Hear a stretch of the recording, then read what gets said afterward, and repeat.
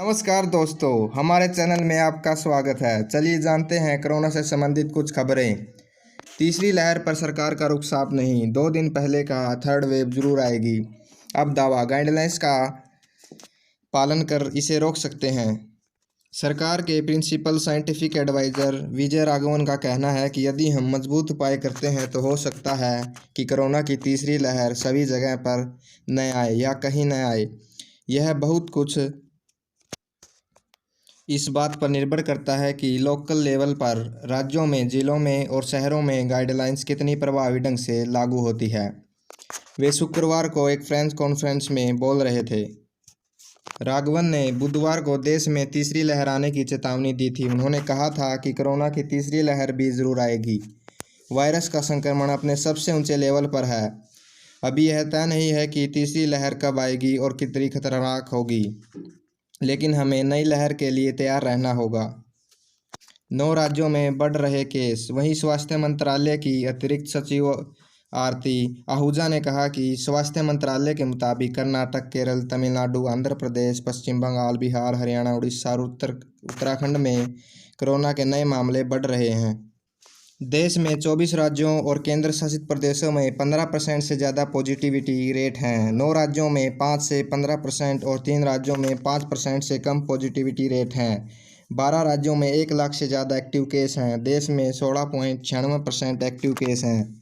लगभग 82% रिकवर हो चुके हैं। डेथ रेट महज 1.9% है। दिल्ली में लगातार कम हो रहे केस। दिल्ली में शुक्रवार को 19,832 नए केस सामने आए हैं। पिछले 5 दिन में यह चौथा मौका है जब दिल्ली में 20,000 से कम केस आए हैं। बीते 24 घंटे में यहां 19,085 मरीज रिकवर हुए हैं। 341 की मौत हो गई। अब यहां करीब 13 लाख केस हो चुके हैं। इनमें 91,000 एक्टिव हैं। देश में बीते 24 घंटे में 4.14 लाख मरीज मिले। देश में कोरोना के नए केस ने फिर नया रिकॉर्ड बना दिया है। बीते 24 घंटे में 4.14 लाख संक्रमितों की पहचान हुई। नए केस का यह अब तक का सबसे बड़ा आंकड़ा है। 3,920 मरीजों ने इस महामारी से जान गंवाई है। हालांकि राहत की बात यह रही कि 3.28 लाख मरीज ठीक भी हो गए। बीते 7 दिन में यह तीसरा मौका है जब 4 लाख से ज़्यादा मरीज मिले। इससे पहले 30 अप्रैल को 4.2 लाख और 5 मई को 4.12 लाख मरीज कोरोना पॉजिटिव पाए गए थे। एक्टिव केस यानी इलाज करा रहे मरीजों की संख्या भी चिंता बढ़ा रही है। इसमें बीते 24 घंटे में 81,663 की बढ़ोतरी हुई है। अभी 36.44 लाख संक्रमितों का इलाज चल रहा है। बीते 7 दिन के अंदर ही इसमें 3.80 लाख की बढ़ोतरी हुई है। कुल एक्टिव केसों में 27 लाख सिर्फ 10 राज्यों के हैं। देश में कोरोना महामारी आंकड़ों में बीते 24 घंटे में कुल नए केस आए 4.14 लाख। बीते 24 घंटे में कुल मौतें 3,920। बीते 24 घंटे में कुल ठीक हुए 3.28 लाख। अब तक कुल संक्रमित हो चुके 2.14 करोड़। अब तक ठीक हुए 1.76 करोड़। अब तक कुल मौतें 2.34 लाख।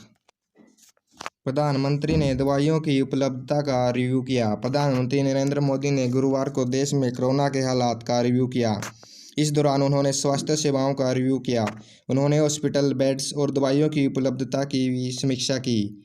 पीएमओ के मुताबिक रिव्यू के दौरान प्रधानमंत्री को उन 12 राज्यों के बारे में विस्तार से जानकारी दी गई जहां एक्टिव केस 1 लाख से ज़्यादा हैं। उन्होंने उन जिलों के बारे में भी बताया कि जहां सबसे ज़्यादा मौतें रिकॉर्ड की जा रही हैं। 45 साल से ऊपर के करीब 31% आबादी को वैक्सीन लगी। इस दौरान प्रधानमंत्री ने स्पष्ट किया कि राज्यों को उन इलाकों की पहचान करने के लिए एडवाइजरी भेजनी चाहिए जहां पॉजिटिविटी रेट 10% से ज़्यादा हो और आईसीयू समेत हॉस्पिटल बेड्स 60% से ज़्यादा भर चुके हों। प्रधानमंत्री को बताया गया कि राज्यों को अब तक कुल 17.17 करोड़ वैक्सीन के डोज सप्लाई की जा चुकी हैं। देश में 45 साल से ऊपर की करीब 31% आबादी को कम से कम वैक्सीन की 1 डोज दी जा चुकी है। Corona updates. कोरोना को देखते हुए गोवा में 15 दिन का कर्फ्यू लगाया गया है। यह रविवार से शुरू होगा। प्रदेश के सीएम प्रमोद सावंत ने शुक्रवार को यह जानकारी दी। दिल्ली में संक्रमण के बढ़ते मामलों और संसाधनों की कमी के चलते बिगड़ते हालातों को देखते हुए आंध्र प्रदेश और तेलंगाना से आने वालों के लिए 14 दिन का इंस्टीट्यूशनल क्वारंटाइन जरूरी कर दिया गया है।